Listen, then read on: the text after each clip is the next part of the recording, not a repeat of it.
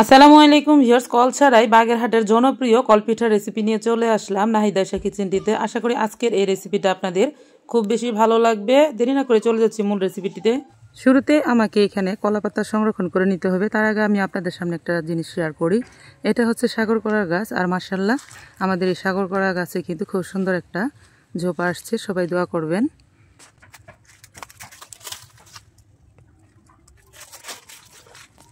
এই যে কলা গাছ দেখতে পাচ্ছেন, এটা অনেক উপরে, আসলে লাগ পাবো না, তো এই কারণে কিন্তু আমি এই যে এই পাতাটা নেব। দেখুন এই পাতাটা, এই সাইডটা দেখো,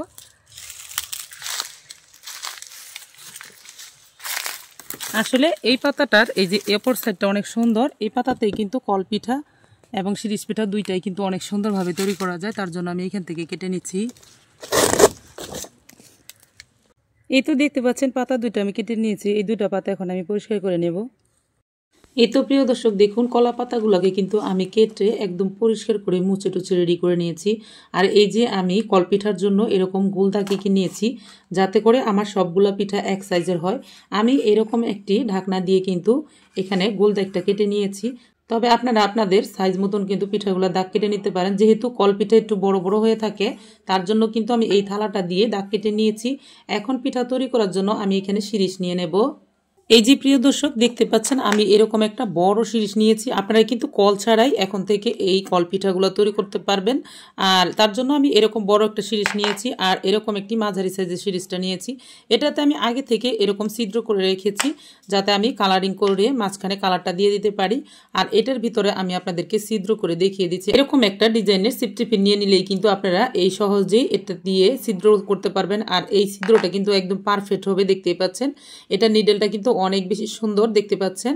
আর এটা কিন্তু একদম পর্যাপ্ত পরিমাণের হয়ে যাবে। তার জন্য কিন্তু এটাকে গরম করে নিতে হবে, গরম করে তারপর ছিদ্র করতে হবে। তো আমি আপনাদেরকে ছিদ্রটা করে দেখিয়ে দিচ্ছি। প্রথমে আমি এটাতে গরম করে এটার মুখটাকে বন্ধ করে নিয়েছি, দেখতে পাচ্ছেন, যাতে করে এদিক দিয়ে বের হয়ে না যায়। অবশ্যই বুঝতে পারছেন। এখন একটু ভিজা হাতে এভাবে কিন্তু চেপে দিলে এটার মুখটা খুব সুন্দরভাবে বন্ধ হয়ে যাবে। এই যে দেখতে পাচ্ছেন বন্ধ হয়ে গেছে কিন্তু। এই তো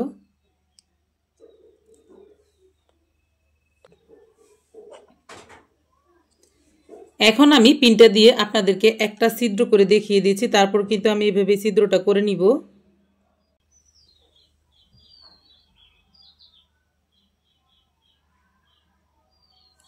দেখতে পাচ্ছেন ছিদ্রটা আমি যতটুকু পরিমাণের এখানে করেছি, ঠিক এইভাবে আমি প্রতিটা সাইডে কিন্তু এই যে চতুর সাইডে এরকম ভাবে ছিদ্রটা কিন্তু আমি করে নিচ্ছি, দেখতে পাচ্ছেন।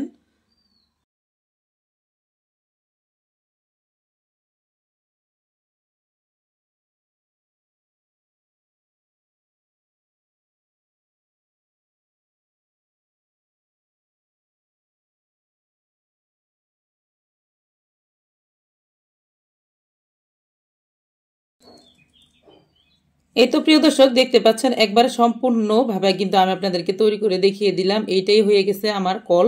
আর এটা দিয়ে কিন্তু আজকে কল পিঠাটা তৈরি করব। এখন আমি এখানে ফ্রোজেন করা সিদ্ধ চাউলের গুঁড়া দিয়ে দিচ্ছি 2 কাপ।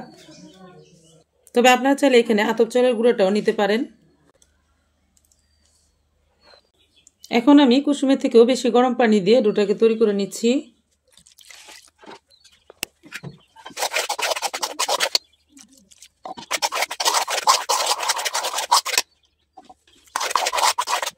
প্রথম অবস্থায় আমি চামচ দিয়ে নাড়াচাড়া করে তারপর আমি হাত দিয়ে 5 মিনিটের মতন মথে নিচ্ছি। এতে করে ডোটা খুব সুন্দর সফট হবে আর নরম তুলতুলে হবে।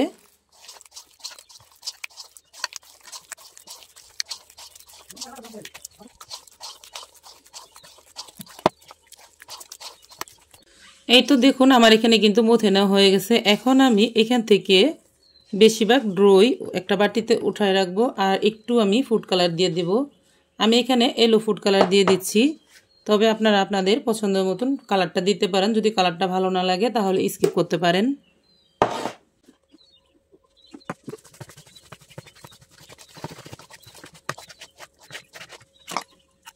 এই তো আমি এই 2টা কালার দিয়ে আজকে পিঠাগুলো তৈরি করব। এখন আমি শিরিষের ভিতর ডোটাকে ভরে নিচ্ছি।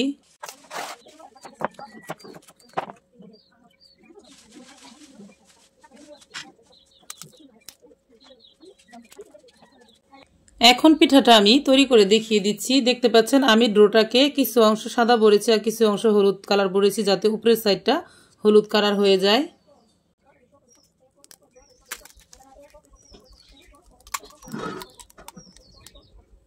তো প্রথম পিঠাটা দেখে হয়তো বুঝতে পারতেছেন এখন কলপিঠা তৈরি করা কতটা সহজ, দুনিয়ার সব থেকেই সহজ। এভাবেই আমি আরও কয়টা পিঠা আপনাদেরকে তৈরি করে দেখিয়ে দিচ্ছি। প্রিয় দর্শক, সব থেকে মজার ব্যাপার হচ্ছে আপনারা একটা সিরিজ দিয়ে 2টা কলপিঠা তৈরি করতে পারবেন।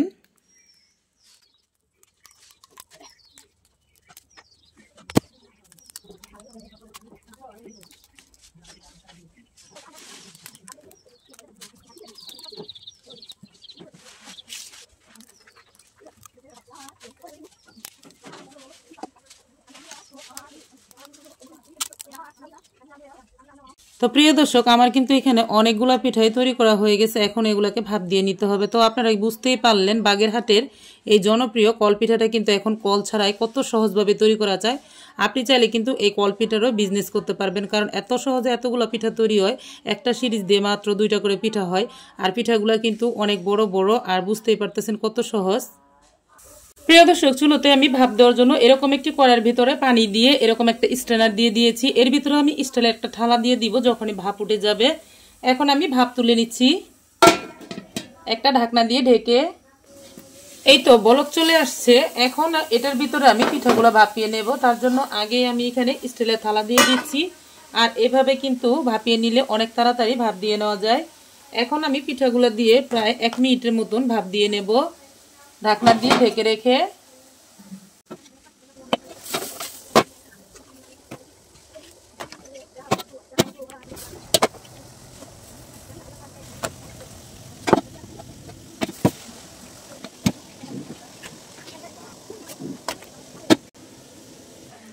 এই তো প্রিয় দর্শক, দেখুন সবগুলা পিঠাই কিন্তু আমার ভাপিয়ে নেওয়া হয়ে গেছে। এখন এগুলাকে আমি ছাড়িয়ে নিচ্ছি।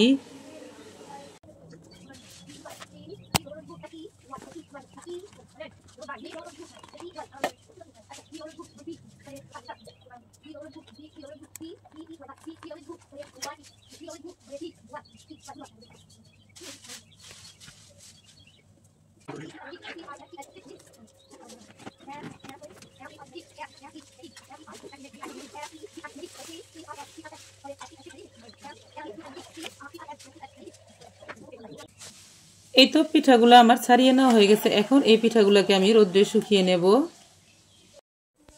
এই তো প্রিয় দর্শক, দেখতে পাচ্ছেন পিঠাগুলো কিন্তু একদম আমার শুকিয়ে নেওয়া হয়ে গেছে। এখন কিন্তু এই পিঠাগুলো আপনারা চাইলে সারা বছরের জন্য সংরক্ষণ করতে পারবেন একটি এয়ারটাইট বক্সে রেখে। তবে আমি কিন্তু কম করে তৈরি করেছি। আপনারা তো সবাই জানেন আমার কাছে কিন্তু সবসময় অ্যাভেলেবেল পিঠাগুলো থাকে, কারণ আমি সবসময় কিন্তু অ্যাভেলেবেল পিঠার ভিডিওগুলো তৈরি করি। আমি তার জন্য কম করে তৈরি করলাম, আর দুনিয়ার সব থেকে সহজভাবে কিন্তু এগুলো তৈরি করা। তবে আপনারা যদি বেশি করে তৈরি করতে চান সেক্ষেত্রে কিন্তু আপনারা আরও বেশি করে তৈরি করতে পারবেন। দেখতে পাচ্ছেন প্রতিটি এই কলপিঠাগুলো কিন্তু কল ছাড়ে অসাধারণ হয়েছে আর খুবই সুন্দর হয়েছে। তো আপনারাও চাইলে এভাবে তৈরি করতে পারবেন। এখন আমি এই পিঠাগুলো আপনাদেরকে ভেজে দেখিয়ে দিচ্ছি। এখন আমি পিঠাগুলো ভেজে নেওয়ার জন্য একটা কড়াইয়ের ভিতর পর্যাপ্ত পরিমাণ সয়াবিন তেল দিয়ে খুব ভালো করে গরম করে নিচ্ছি। তারপর আমি পিঠাগুলো দেব আর উঠিয়ে নেব।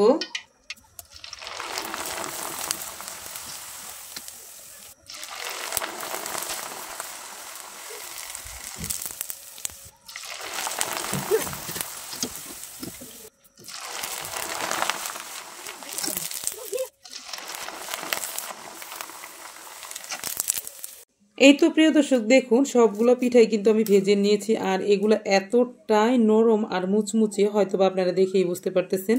এখন এগুলোর উপরে কিন্তু আপনারা গরম গরম চিনি ছিটিয়ে দিয়ে অথবা মিঠাই শিরা করে ছিটিয়ে দিয়ে খেতে পারেন। আবার চাইলে কিন্তু আপনারা এমনিতেও খেতে পারেন। তবে পিঠাগুলো কিন্তু অনেক বেশি মুচমুচা।